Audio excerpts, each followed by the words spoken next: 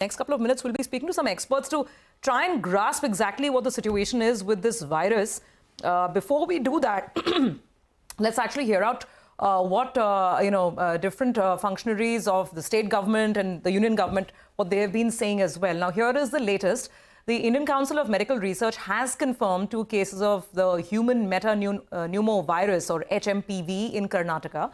However, the Union Health Ministry has affirmed that there has been no unusual surge in influenza-like illnesses or any other respiratory illnesses. The ministry has said that it is, of course, keeping a close tab on the situation in China, and it says that India is well equipped to handle any unusual rise in any sort of respiratory illness. Listen in to the Karnataka Health Minister, who says there's no cause for panic. I don't think we should be pressing the panic button, because HMPV is not a new virus, it is an existing virus.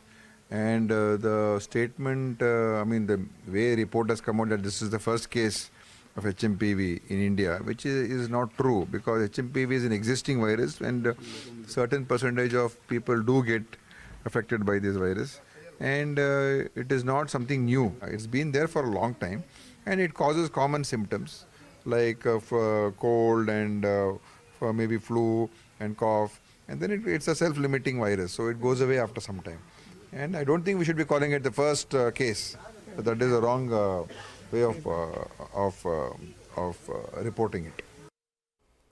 Okay, so that was the Karnataka Health Minister. Let's get in 2 experts from 2 different companies in the diagnostics and healthcare space. We have Dr. Abhiroop Sarkar, Director Lab at Suraksha Diagnostics. We also have with us Dr. Niranjan Patil from Metropolis Healthcare. Thank you very much, gentlemen, for joining in. So I think we're just trying to understand the nature, the severity of the issues at hand now. There are different reports, not confirmed by ICMR. There's another report indicating that maybe there's a confirmed case in Gujarat. But again, it's not been fully confirmed by ICMR.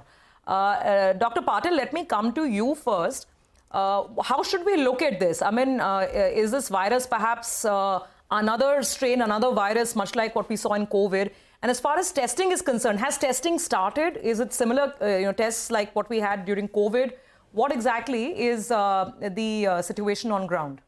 Yeah, so HMPV is a different species of virus. Okay, like coronaviruses are different species. So this is a different species of viruses. They're more like your RSV group of viruses. And we have the testing in place. In fact, we have been testing this by using US FDA approved and CE approved test kits, which basically are kind of syndromic approach, where it not only tests for the HMPV but also tests for other flu viruses and RSVs. And we have been testing this successfully, and our test is CAP and enable accredited.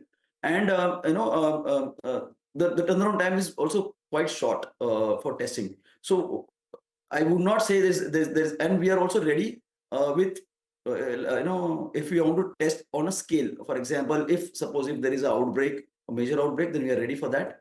But nothing to worry as such. As it has been emphasized, it is a self-limiting virus. But it is very important to test and be sure about what the virus is out of the different viruses, because of the climate currently, because of the festive season, and because of the international air travel. So instead of having some subjective approach, we should have an objective approach, is my take on this. Okay, not a big threat is what I'm taking away from that, Dr. Patil. Let's get in Dr. Sarkar as well. Dr. Sarkar, do you concur? Basically, we're worried about, is this something that, is it a routine disease, a flu, a viral, or is it something more that we should be worried about?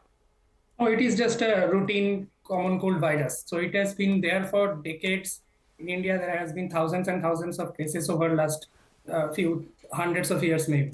We started detecting it for last like 3 to 4 years or so, and we almost every lab is like, we also test for this test as a syndromic approach, as Dr. Patil has also said.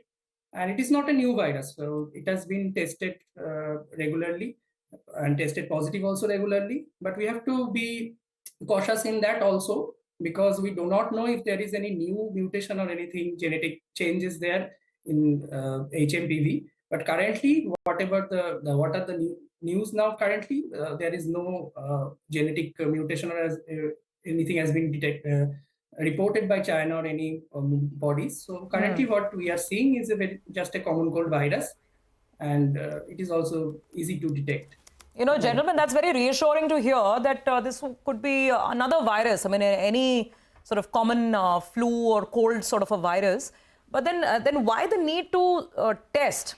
I think that is where suddenly public attention is drawn when cases are being confirmed, when testing is happening. If this is a routine virus and if it's not a very severe sort of strain, then why the need to test or to start reporting it officially?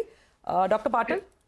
So see, as I said, the symptoms of the respiratory viruses are overlapping. Whether it's cold, cough, congestion, shortness of breath, whether it is the flu viruses like your influenza A, influenza B, swine flu virus, respiratory sensitive virus, or your parainfluenza viruses, the symptoms are very overlapping. There are very specific treatment for influenza viruses. For example, you have oseltamivir, also called as Tamiflu. So when you have evidence, I think you can better manage the cases. And when you know that for HMPV, you have to be careful in infants, in elderly, and those with immunocompromised conditions or those who are taking steroids. So then, yes, it obviously helps in the patient management and patient triaging as well.